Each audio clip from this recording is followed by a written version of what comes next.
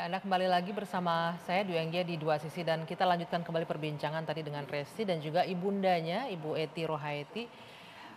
Saya ke Ibu Eti terlebih dahulu. Ibu Eti masih bersama saya ya?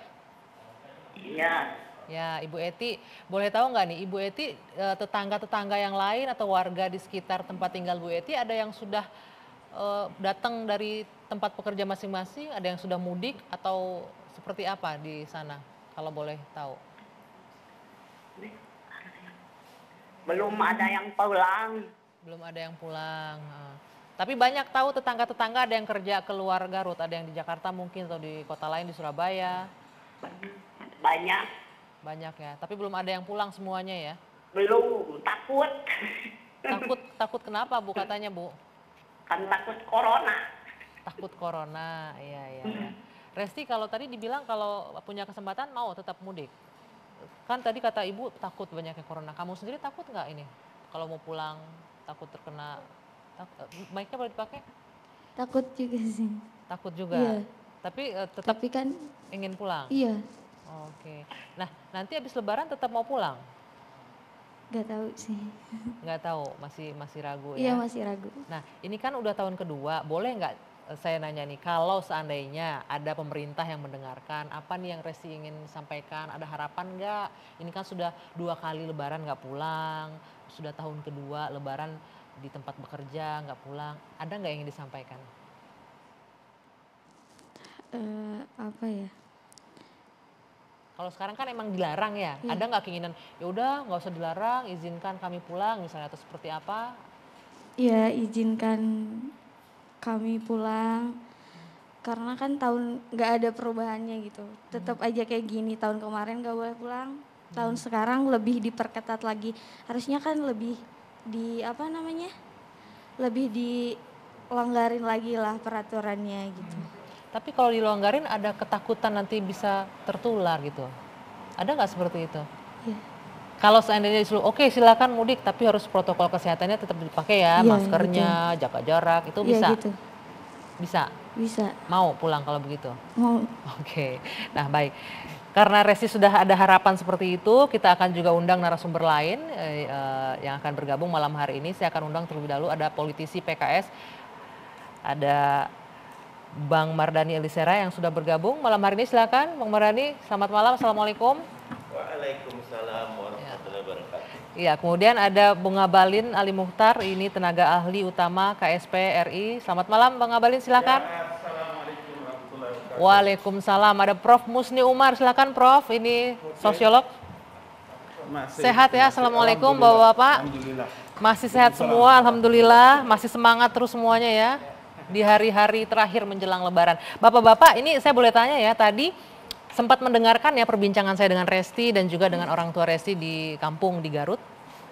Mendengar semua ya. Oke. Nah, saya mau ke Bang Mardhani terlebih dahulu nih. Ini kan kalau kita lihat salah satu contoh kasus ya, kondisi di mana Resti pekerja informal tidak bisa pulang kampung. Mungkin nggak hanya Resti, ada banyak Resti-Resti lainnya pekerja informal yang tidak bisa pulang. Beruntung ini masih bisa bekerja karena asisten rumah tangga. Bagaimana dengan para pekerja informal lain yang mungkin pedagang misalnya atau pekerja lain yang informal yang kalau bertahan di Jakarta juga nggak bisa ngapa-ngapain, kalau pulang juga susah ternyata. Tanggapannya gimana? Ya, makasih Anggi. Bismillahirrahmanirrahim. Resti adalah fakta dan data yang harus betul-betul kita hitung. Karena mudik itu ibadah, mudik itu kebaikan, ekonomi, sosial, budaya. Benar bahwa sekarang karena ada COVID kita harus atur. Tetapi di lapangan saya melihat aturan ini antara yang dibuat sama di bawah itu mensana in corpore sano. Lo kesana gue kesono. Nah ini betul-betul harus dirapihkan.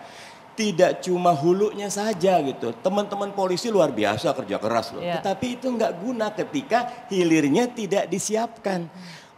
Tujuan utama tidak boleh mudik itu karena COVID-19. Betul. Karena kerumunan, karena kemungkinan transmisi dari kota ke desa. Iya. Tetapi dengan berkerumun di tempat-tempat penyekatan, apalagi ada kerumunan ke tempat lain, menurut saya ini pemerintah harus betul-betul meninjau ulang kebijakannya agar sesuai atas sama bawahnya. Bahwa targetnya adalah tidak ada COVID yang naik gitu. Oke. Tapi ini kan memang tujuannya baik ya untuk menekan penyebaran COVID. Nah kalau kita lihat memang tidak gampang juga loh Bang Mardhani untuk mengatur masyarakat sedemikian banyak dengan punya pemikiran masing-masing. Kalau bisa dibilang dilarang begini agak susah, diatur begini juga susah. Jadi pemerintah posisinya sulit. The evil is in the detail. Misal gini, oke, ASN tidak boleh, nggak masalah. Pekerja kantoran nggak boleh, nggak masalah. Mereka punya banyak alternatif kegiatan. Tapi Resti dan hampir separuh pekerja kita itu pekerja informal.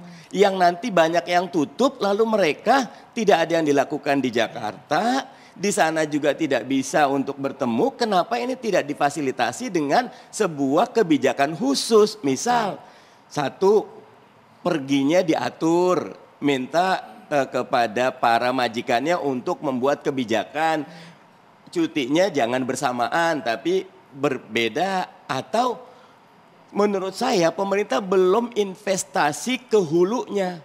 Bisa jadi. Sedetail itu apakah mungkin dilakukan seperti tadi melibatkan majikan mengatur para pekerja informal? Kalau didetailkan dapat Anggi. Contoh. Kementerian Pendidikan sudah buat belum surat edaran agar menyadarkan anak didik bahwa sekarang di masa Covid kalau ayah ibu ngajak pulang kampung mudik sampaikan ini alasan, nanti anak-anak sendiri yang akan memberikan. Kementerian Dalam Negeri sudah belum mensosialisasikan ke teman kepala daerah ketika seluruh peta itu dibuat. Sekarang sederhana Anggi, semuanya sudah bisa. Untuk sholat di dalam Masjidil Haram saja itu ada aplikasinya, ada syarat upload vaksinnya dan berjalan dengan baik ketika aturannya detail dan disiplin. Gitu. Bang Abalin, ini suara dari pemerintah, aturannya itu harus detail dan disiplin. Ini katanya aturan ke sana, apa tadi istilahnya Bang Mardhani, mensan and corporation, satu ke sana, satu ke sono gitu katanya. Gimana tuh Bang Abalin? Oke. Bismillahirrahmanirrahim. Assalamualaikum warahmatullahi wabarakatuh.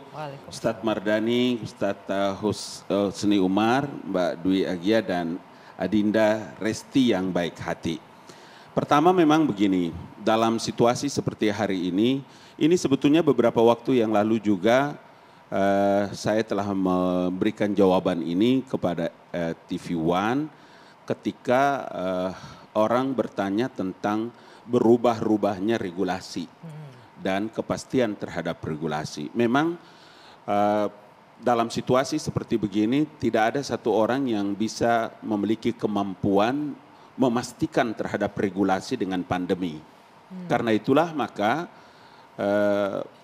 pemerintah memang melakukan ini tidak ada lain dan tidak ada bukan kecuali adalah menyikapi perkembangan yang harus dilakukan terkait dengan berubahnya baik dari sisi regulasi itu sendiri maupun berubahnya situasi seperti yang kemarin kita tahu ada adendumnya itu.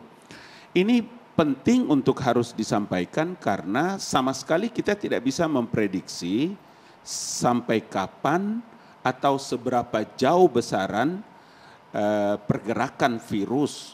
Makanya kalimat yang selalu dipakai itu adalah dalam rangka memutus mata rantai. Betul. Sekilas mungkin apa yang disampaikan oleh Ustadz Mardhani Alisera kita bisa memahami itu. Negeri yang begini besar, kemudian alam yang sangat terbuka dengan setiap orang memiliki kewenangan dan kebebasan dalam menyampaikan pendapat dan pikiran.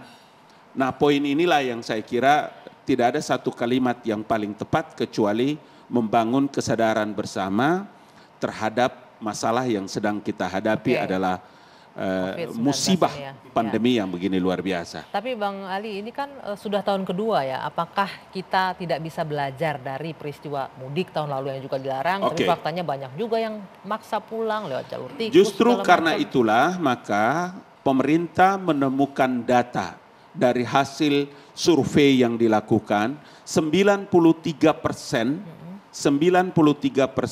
kasus baru yang ditemukan oleh pemerintah pada tahun kemarin. Oleh karena itulah maka pengalaman itu menjadi penting sehingga kenapa harus dilakukan satu regulasi yang begini tegas untuk tidak mengizinkan orang mudik atau pulang. Karena klaster-klaster baru itu dia selalu muncul tidak saja pada waktu orang pulang ke kampung, tapi dia sebentar kembali juga akan menemukan klaster yang baru. Upaya-upaya ini kan adalah upaya yang saya harus bilang dan menyampaikan kepada publik bahwa inilah langkah-langkah dan upaya pemerintah sebagai amanah untuk memberikan perlindungan kepada masyarakat pada masa pandemi ini. Saya mau ke Prof. Musni sedikit. Prof, ini bentuk langkah pemerintah untuk memberikan perlindungan kepada masyarakat. Tapi di sisi lain masyarakatnya bukan nggak mau dilindungi ya, tapi ada loh ini namanya budaya untuk mudik. Susah tapi ternyata pada faktanya untuk mengatur arus masyarakat atau warga untuk pulang kampung mudik di saat Lebaran ini. Ya, terima kasih. Assalamualaikum warahmatullahi wabarakatuh. Waalaikumsalam. Saya kira memang tidak mudah yang kita hadapi ini ya. Jadi di satu sisi juga pemerintah ingin melindungi rakyatnya. Tetapi rakyat itu seperti yang ditampilkan tadi ini, dia menangis, dia rindu kampung, ingin silaturahim dengan orang tuanya, ingin bersama dengan keluarga. Dan itu banyak sekali manfaat yang diterima pada saat orang mudik. Kita hari ini, kemarin kita membaca, ternyata masih kita ini masih minus dari pertumbuhan ekonomi kita. Kalau bisa kita atur pada saat mudik ini, orang bisa mudik, tetapi betul-betul protokol kesehatan ini kita bisa pastikan bisa dijalankan, maka pasti ekonomi kita akan tumbuh. Karena ternyata mudik ini menghadirkan ekonomi yang sangat masif di masyarakat. Coba, ketika orang mau pulang kampung, kalau dia naik kendaraan, itu dia sudah periksa ke ke bengkel. Jadi itu uang sudah dapat di situ. Kemudian mobil itu dia beli bensin, kemudian jalan dan sebagainya. Belum lagi di situ bos-bos itu, sopirnya dapat uang di situ, keneknya dapat uang, busnya itu dia bisa bayar kredit. Perputaran uang terjadi ketika mudik berlangsung. Perputaran uang itu terjadi luar biasa dengan mudik ini. Nah, sayang sekali kita tidak bisa memanfaatkan momentum ini. Pemerintah kita apresiasi, dia bilang kita harus pertumbuhan ekonomi tinggi apa semua.